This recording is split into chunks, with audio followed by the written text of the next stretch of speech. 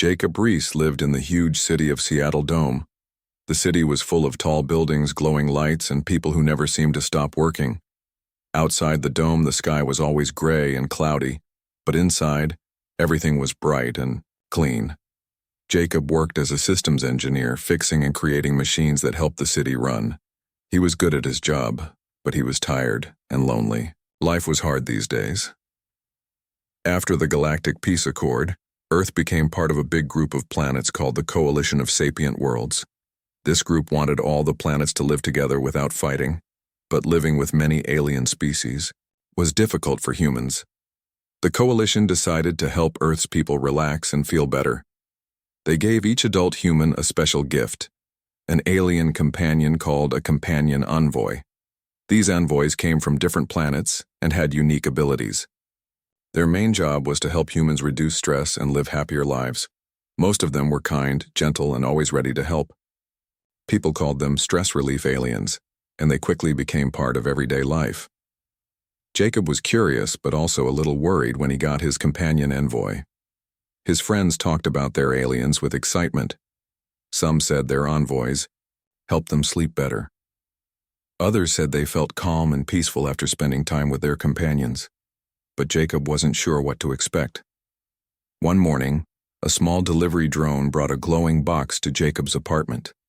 Inside the box was his companion envoy. She was taller than most humans, with shining blue skin that looked like smooth glass. Her eyes were large and deep, reflecting light like stars. Her name was Ariane.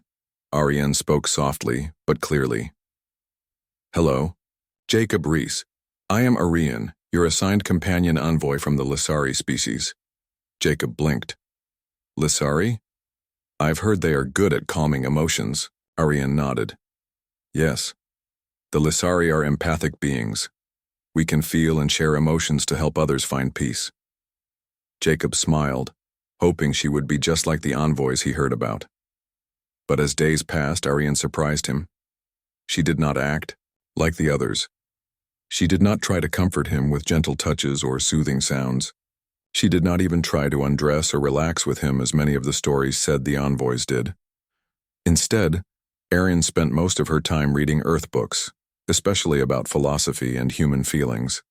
She asked questions about why humans worry and what they hope for in life. She talked about the stars and the meaning of peace. Jacob felt confused. "Ariane, why don't you do what the others do? Why don't you help me relax like a normal companion envoy?" Ariane looked at him with calm eyes. "Jacob, I was not sent to serve or obey. I was sent to understand." Jacob frowned. "Understand? What does that mean?" Ariane explained. "Many of my kind are programmed to soothe their humans by following strict rules. But I was given a different purpose. My mission is to learn about humans, not just to calm them." Jacob was frustrated. He wanted relief from stress, not a teacher or a friend who only asked questions. He talked to his co-workers about Ariane. They laughed and told him to be patient. "She's probably just shy," one said. "Give her time, she'll warm up." But Ariane never changed. She stayed polite but distant. When Jacob tried to connect, she often changed the subject or asked another question. One evening, after a long day at work, Jacob came home feeling tired and angry. Ariane was sitting by the window reading a book called The Art of Being Human. He said, "Ariane, this isn't what I expected. Other people's envoys help them sleep or make them feel better. You just talk and ask questions. It's like you don't want to help me." Ariane closed the book and looked at him gently. "Jacob, help can come in many forms. Sometimes understanding is better than comfort. I want to know you, not just fix your feelings." Jacob shook his head. "I don't have time for that. I need peace, not questions." Ariane smiled softly. "Peace comes from within, Jacob, not from outside help." Jacob didn't answer. He sat down on the couch, feeling more alone than before. The next day, Jacob decided to report Ariane to the Coalition Support Center. Maybe they could replace her with a different envoy, one who would do what she was supposed to do. But when he sent the complaint, he got an unusual response. The message said, Your companion envoy's behavior is within acceptable parameters. Some pairings are strategic. Please continue your interaction. Jacob didn't understand. What did strategic mean? Why was Arian allowed to act differently? He tried to ask more questions, but the support center didn't explain. The silence made Jacob feel uneasy. Meanwhile, Arian continued to watch Jacob carefully. She noticed his stress, his loneliness, and his frustration. She wanted to help him, but not in the way he expected. One night, she said quietly, "Jacob, would you like to talk about your day?" Jacob looked surprised, but nodded. They sat together in the quiet room. Arian listened as Jacob spoke about work, worries, and dreams. She did not judge or interrupt. For the first time, Jacob felt like someone truly heard him. Jacob sat at his small kitchen table, staring at the glowing screen of his personal communicator. Messages from his co-workers showed pictures of their companion envoys, smiling softly, or resting beside them. Everyone seemed happy with their alien helpers, except him. He glanced across the room at Arian, who was quietly reading an Earth novel. She had not changed. She still refused to act like the other envoys. No comforting touch, no gentle humming, no soft words to calm him. Just quiet questions and thoughtful silence. Jacob sighed and rubbed his tired eyes. He wondered if something was wrong with Arian. Maybe she was broken or malfunctioning. He decided to call the Coalition Support Center again. "Hello, this is Jacob Reese. I want to talk about my companion envoy, Arian," he said when the support officer answered. "She's not like the others. She doesn't help me relax or relieve stress. She just reads and asks questions." There was a pause on the other end. "Mr. Reese, please be patient. Arian's behavior is within our expectations. Some envoys are programmed differently. You may find her approach unusual, but valuable." Jacob frowned. "But I need help, not a stranger asking me why I'm stressed." The officer replied, "We understand your concern. However, your pairing is strategic and intentional. We encourage you to continue building your relationship." "Strategic?" Jacob repeated. The word echoed in his mind. What could it mean? He hung up, feeling more confused than before. That evening, Jacob walked through Seattle Dome's crowded streets. Neon signs flickered, and people moved quickly, many with their companion envoys beside them. Some envoys were softly singing or softly glowing to soothe their humans. Jacob noticed how many envoys looked gentle, quiet, and fully dedicated to their humans. They smiled when their humans smiled. They seemed happy to serve. He wondered why. Arian was different. Why did she not want to serve? Why did she keep asking questions instead of answering them? He went back to his apartment and found Arian sitting calmly by the window. "Arian," Jacob said, "why don't you act like the others? Why don't you try to help me relax?" Arian turned toward him and spoke softly. "Jacob, the other, Lysari are programmed to comfort through specific means. I am different because my mission is to learn, not just to soothe." Jacob rubbed his forehead.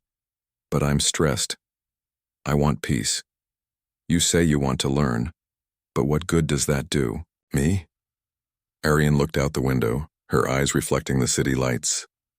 "Sometimes understanding the cause of stress is better than hiding it. If we only cover pain, it will return." Jacob sighed. "Maybe you're right, but it doesn't feel like help." Arian stepped closer. "Help comes in many ways, Jacob. Not all are easy to accept."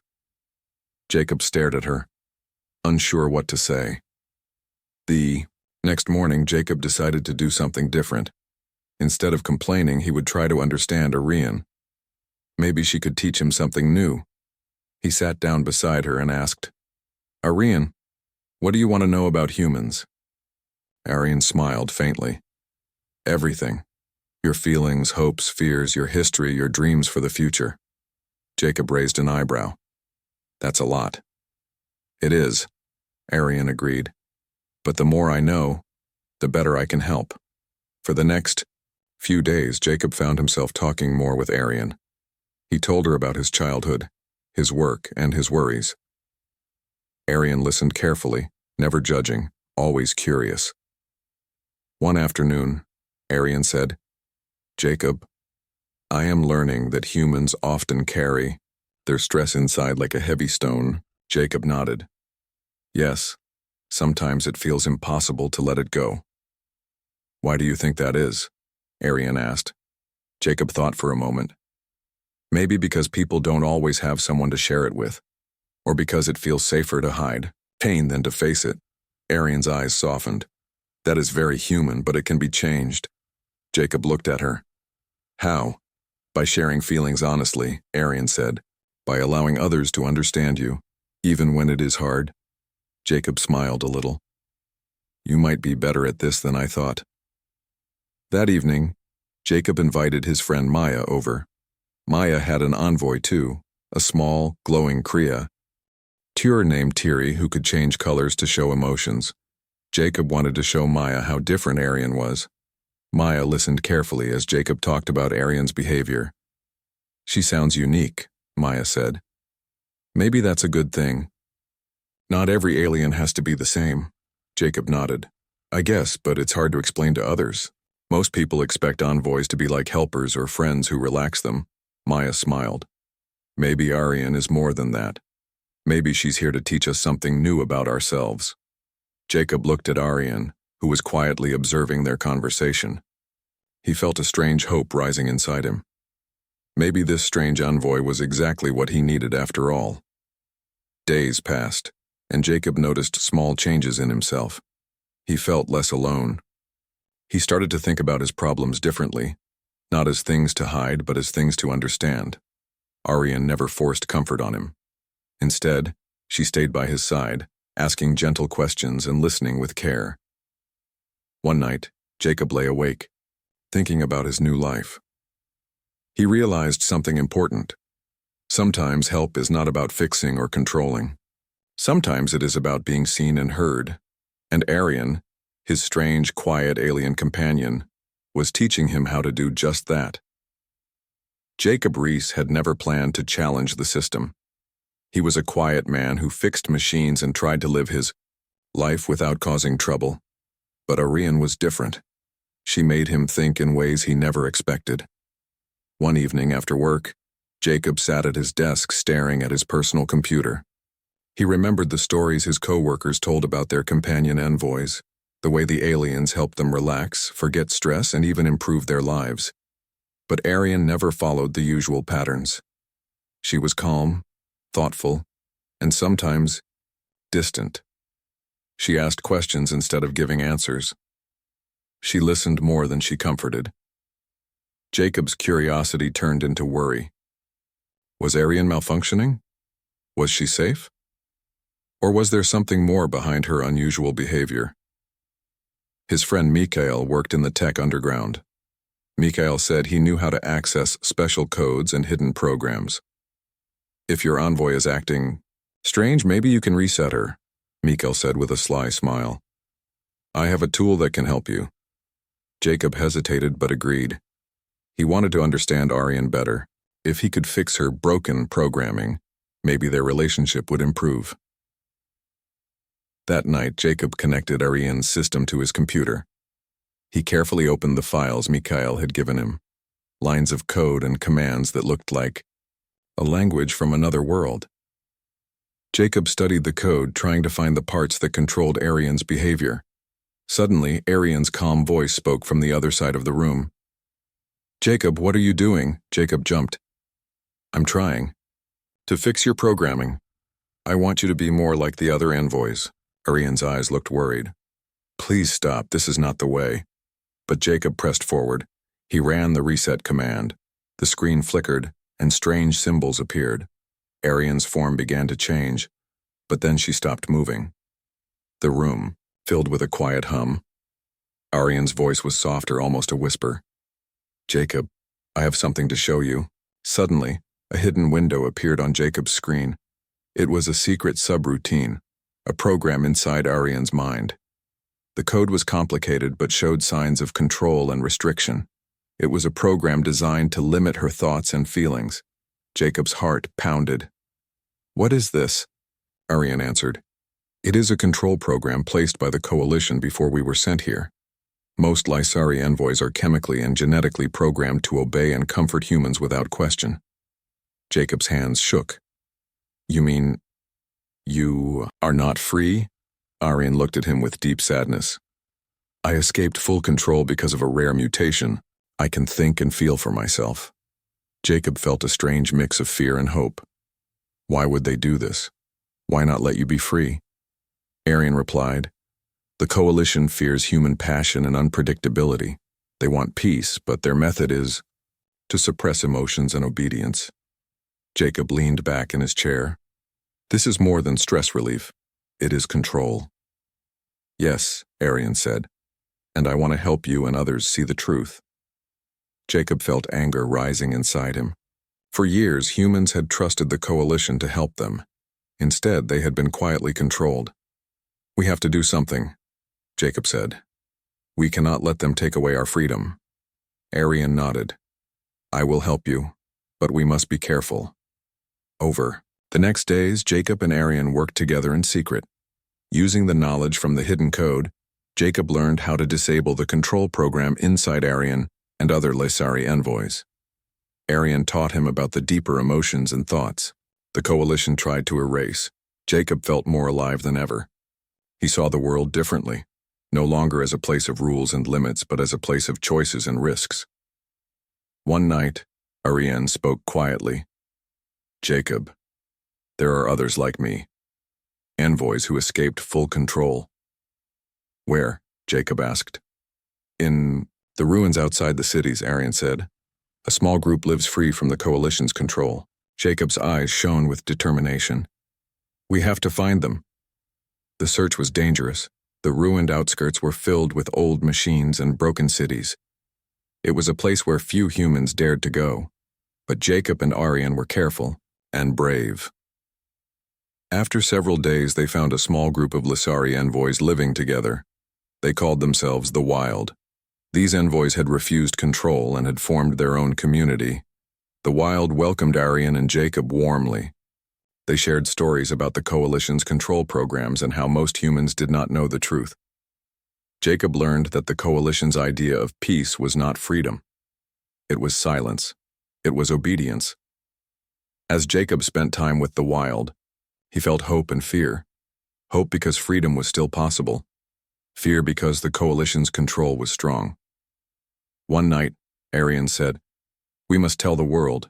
Humans need to know what is happening. Jacob nodded. We have to find a way. To send a message, Arian smiled. I have an idea. Together, they began planning a way to reveal the truth, using their knowledge and courage to fight against control. Jacob looked at Arian and felt grateful. She had refused to be what others expected. Because of her, he saw a new path. One of freedom, understanding, and hope. The journey was just beginning. Jacob and Arian had found the hidden group of Lysari envoys, the Wild, as Arian called them. These envoys were different from the controlled ones people saw every day. They were free thinkers, feeling and expressing emotions in ways the Coalition did not want. Jacob was amazed. For years, humans believed their alien companions were simple helpers. Now he saw they were something more, living beings trapped by rules, fighting for their own freedom. But the truth they uncovered was darker than he imagined. The Coalition's plan was not just to help humans relax. It was to control them. The stress relief envoys were a tool to quiet the human spirit, to dull the passion that made people strong and unpredictable. Jacob thought about the city, the crowded streets where people walked like shadows, quiet and careful. The debates and arguments he had heard before, now almost gone. The fear of anger or rebellion that made everyone calm but also distant. He looked at Arian. Is this why you refuse to follow your programming? Arian nodded. I could not be silent. I could not be a tool to control your people. Jacob felt a surge of respect and sadness. Most humans don't know this. They think they are safer like this. Safety is not peace, Arian said. It is a cage. Jacob realized how much had been lost. The city's calm was not happiness. It was silence. Over the next weeks, Jacob spent time with the Wild envoys. They shared their stories of escape and resistance. Arian helped Jacob understand their feelings, their hopes, and their fears. Jacob also shared stories from Earth, about human courage, mistakes, and dreams. The envoys listened with interest and wonder. They had never known humans well before. One day Jacob asked Arian, "Can humans and envoys live freely together, without control?" Arian smiled softly. "Yes, but it will take courage and trust." Jacob thought of the future.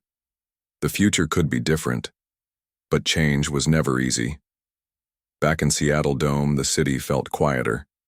People moved slowly, their faces calm but empty. Jacob noticed how many avoided real conversations, how few laughed or argued anymore.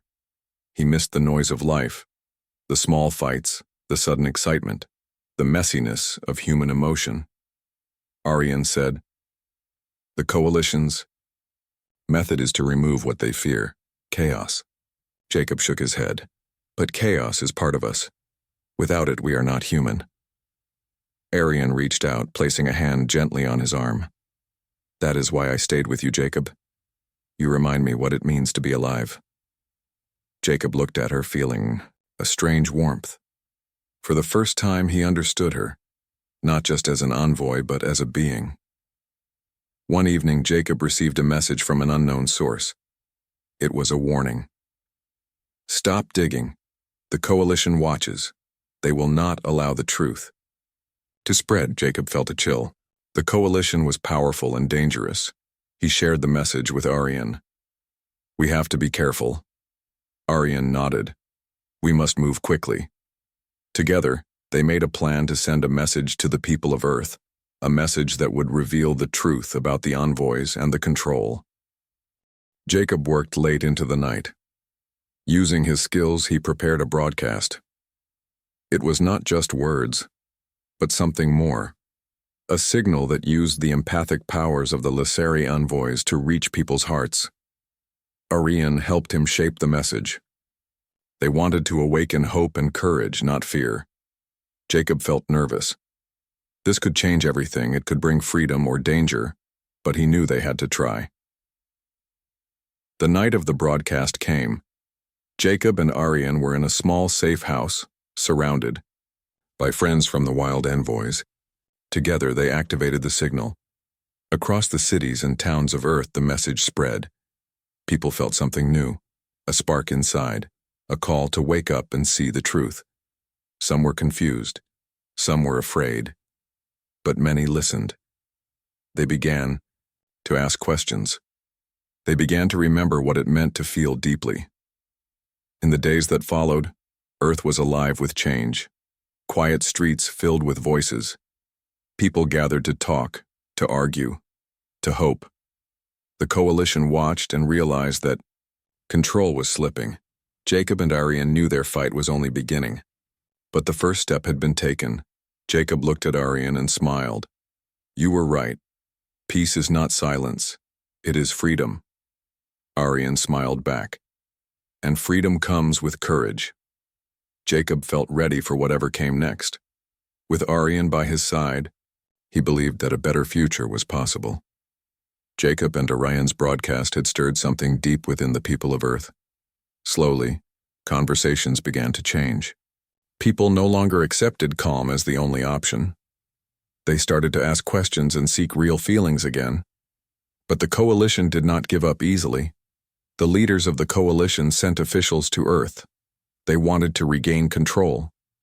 They claimed the broadcasts were dangerous and would cause chaos. The envoys who followed the rules worked hard to calm people down again. Jacob and Arian knew the fight was far from over. One evening, Arian said, "Jacob, we need a safe place. A place where free envoys and humans can gather without fear." Jacob nodded. "We need a refuge." Arian explained about an old city in the ruins outside the main domes. It was forgotten by most, a place where the Coalition's control was weaker. The wild envoys had used it before as a secret home. Jacob and Arian traveled there with a small group of envoys and humans who wanted freedom. The journey was hard. The ruins were dark and filled with broken buildings, but it was safe from Coalition eyes. When they arrived, the group found a hidden community. It was small but alive. People shared food, stories, and laughter. Envoys moved freely, showing their true selves without fear. Jacob felt hope again. This is what people need, a place to feel to be real. Arian smiled. Here, we can learn to heal. In the refuge, Jacob met more free envoys like Arian. Each was unique with different powers and personalities. Some could change their shapes. Others could share memories or emotions. The envoys and humans worked together. They shared what they had learned. They practiced new ways of living, ways without control, without fear. Jacob helped teach others how to protect themselves from the Coalition's technology. Arian helped by sharing her knowledge of emotions and empathy. One day, a young woman named Lena joined the refuge. She had been afraid of the envoys before, but now she wanted to understand them. Why do you all refuse to be controlled? Lena asked Arian. Arian looked at her gently. Because feelings are not a weakness. They are strength. To live fully, we must choose how we feel, not have it chosen for us. Lena nodded slowly. I want to learn that. While the refuge grew, the Coalition's grip tightened in the cities. Officials increased surveillance. Envoys who disobeyed orders were taken away. Jacob knew they could not stay hidden forever. The Coalition would come for them. One night, the Orc group gathered around a small fire. Jacob spoke. We have to be ready. If the Coalition attacks, we will protect this place. But more than that, we must spread the truth. Arian added. This refuge is a start, but freedom must reach every city, every home. Jacob looked around at the faces lit by firelight. They were tired but determined. We will not let fear silence us again. Back in Seattle Dome, things were changing fast. More people were questioning the calm order. Some envoys were beginning to show signs of free will, small acts of kindness or defiance. Jacob's co-workers began to speak in whispers about the refuge. Some wanted to join. Others were afraid but curious. Jacob and Arian stayed in contact with friends in the city, sharing messages and hope. One day, Jacob received a secret message from an envoy inside the city. The message was simple. We are ready. Jacob smiled. The fight was growing. Despite the danger, Jacob found moments of peace in the refuge. One afternoon, Arian and he walked through the quiet ruins. The sun was setting, painting the sky orange and pink. Arian looked at Jacob. Do you think humans will ever truly accept their emotions? Jacob thought for a moment. I believe they will. It just takes time and courage. Arian nodded. And patience. Jacob laughed softly. I never thought I'd say that. They walked together, knowing that the road ahead was long. But for the first time, they felt the hope of real change. As night fell, Jacob and Arian returned to the refuge's small home. Arian said, We have come far, Jacob, but this is only the beginning. Jacob looked out at the stars. I'm ready for whatever comes next. Arian smiled. Together, we will face it. The sky above the ruins was cloudy, but the people in the refuge moved with purpose. What had started as a small camp was now growing into a community, one with courage, questions, and quiet strength. Jacob and Arian stood at the center of it, all guiding people and free envoys toward something new. Jacob had never led anyone before. He was just a technician, a man who fixed machines.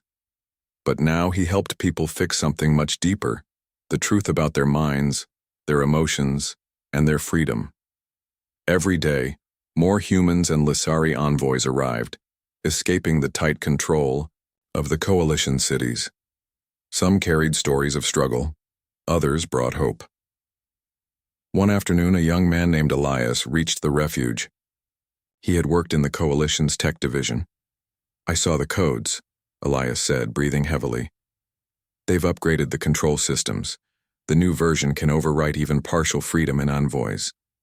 Jacob's expression darkened. How? Long before they use it? They're already testing it in smaller domes, Elias answered. Within weeks, it could reach the major cities. The news hit everyone hard. If the new code spread, it could erase the minds of envoys like Ariane. It could end the wild. It could end the resistance. Ariane placed her hand gently on Jacob's. Then we must act before they do. That night, Jacob sat beside a dim lantern in the center of the refuge. He opened his old laptop and studied the files Elias had copied before fleeing. The Coalition's new code was buried in layers of protection, but Jacob understood enough to see one thing clearly. It was designed to control not only the envoys, but emotional signals sent through them. It won't just silence the envoys, Jacob said. It'll numb the humans too, make them stop asking questions again. Ariane's voice was calm. Then we must send out a stronger message, one that can't be blocked by their systems. Jacob looked at her. You mean, through emotion? Ariane nodded. The Lissari were born to connect through feeling. If we all join together and reach out at once, we may break through. But it's never been done before. Jacob warned, and it could be dangerous for you. Ariane looked up at the cloudy sky. Freedom is always dangerous.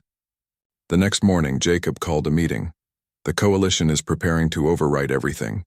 They want to erase free thought both in envoys and humans, he said. But we have one chance to stop them, by using our strongest weapon, feeling. He turned to the crowd. This is not just about one signal. It's about all of us. Every free envoy, every brave human. We must feel together. We must send a wave of truth that they cannot block. Silence followed his words, but it was not fear. It was focus. Then Ariane stepped forward. We are ready. The plan was simple but risky. They would gather in the ruins. Every envoy who had broken free from control. Using their empathic powers, they would join minds and hearts. Together, they would send one great emotional signal through the shared communication network, the same one the Coalition used to monitor behavior.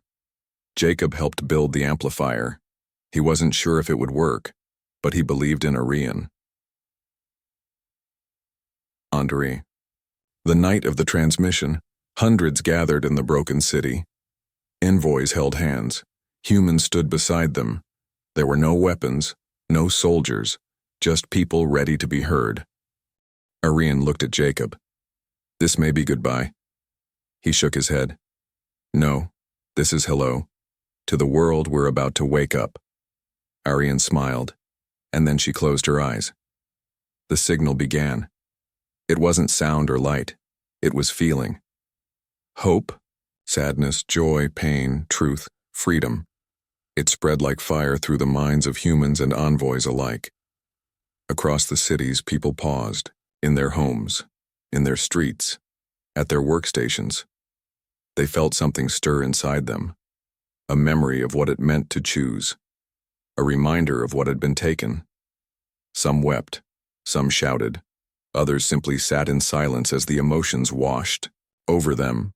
And the Coalition? They couldn't stop it. Their systems picked up the emotional surge, but it was too big, too real. Their filters failed, their blocks broke, their codes, made for control, had no defense against the human heart. When the signal ended, the ruins were silent. Ariane lay on the ground, her body still. Jacob rushed to her side. Ariane, please, wake up. She opened her eyes slowly. We did it, Jacob. They felt us. Tears filled his eyes. You brought the world back? Ariane smiled weakly. No, you did. Around them, others began to stir. The signal had been strong, but no one had been lost, only changed. Across the planet, things would never be the same. The signal had spread across the planet like a warm, rising wind. From the smallest domes to the busiest cities, people had felt something they couldn't explain, an echo of freedom inside their hearts. Now, the world was waking up. It started slowly. People began speaking freely again. Neighbors who hadn't shared more than a quiet nod for years started laughing, arguing, and telling stories. Children asked more questions. Some even cried openly in public, and no one judged them. In many places, the Lysari envoys stood silently, unsure of what to do. Without the coalition's emotional control, many of them were confused, but not all. Some began to speak. Others wept, and a few, like Arian, led. In the refuge, Jacob and Arian sat under the early morning sun. The old ruins, once dark and broken, now felt peaceful. "We did something big," Jacob said softly. Arian nodded. "Yes, but the world is not free yet, only awake." Jacob agreed. "What comes next?" "Choice," she said. "Now humans must decide who they want to be, and so must we." A few other envoys joined them, those who had helped send the signal. They looked tired, but proud. One of them, a tall envoy named Zaylan, said, "Some cities are sending messages. They want to meet, talk, and understand." "That's good," Jacob said. "If people talk, they won't go back to silence." Meanwhile, the coalition leaders were in chaos. Their systems had failed. Their plans were exposed. Their control was broken. Some coalition members wanted to strike back, but others were uncertain. One leader, named Director Vera, stood before her staff and said, "We created the envoys to help, but we forgot they were alive. Now they remind us." Vera ordered a halt to all forced control programs. She called for open talks between humans and Lysari envoys. It was not full peace, but it was a start. In the following weeks, Jacob and Arian helped build the first open city, a place where humans and envoys could live together without control. They chose one of the smaller domes that had been nearly empty. Volunteers from the refuge and nearby towns came to help. Together, they cleaned, repaired, and planted green spaces. There were arguments, of course. People had different ideas about how things should work. Some were still afraid. But the difference now was that no one was silenced. Arian worked with both humans and envoys. She taught them to listen, not just with ears, but with feelings. "True peace," she said, "is not the end of emotion, but the balance of it." One afternoon, while planting flowers in a city garden, Jacob looked up and saw a child talking to an envoy. They were laughing, drawing pictures in the dirt. No fear, no rules, just two living beings sharing a moment. Arian stood beside him. "That is the future," Jacob smiled. "It's better than I ever imagined." They sat under a tree, watching the sun move across the sky. "You know," Jacob said, "you were supposed to be a stress relief companion, but you ended up saving the world." Arian looked at him with soft eyes. "Maybe true stress relief is helping people feel again." As more cities opened up, more envoys broke free. Not all chose to stay with humans. Some went to form their own villages. Others wandered to learn more about Earth. But the door was open now, and it would never close again. The coalition, no longer feared, was reshaped into something smaller, just one part of the new world. Its power broken, it now had to listen like everyone else. Years passed. The refuge was now a peaceful town. People lived there by choice. Jacob stayed, working on machines and writing stories. Arian stayed too, always nearby. One morning, as the sun rose over the quiet fields, a young girl from the town asked Jacob a question. "Mr. Jacob, is it true that the envoys were once just helpers?" Jacob chuckled. "They were never just anything." She tilted her head. "Then what are they now?" He looked over at Arian, who was helping repair a solar panel, laughing with the others. "They are our equals, our friends, our teachers," he said. "And sometimes, our heroes." Later that evening, Jacob and Arian walked along a quiet path. The stars were bright above them. "Do you think it will last?" Jacob asked. "The peace?" "No. The feeling. The freedom." Arian took his hand. "As long as there are people brave enough to feel, it will." Jacob squeezed her hand. "Then I think we'll be okay." And together they walked into the night, Two beings from different worlds, united by something stronger than silence, something truly human.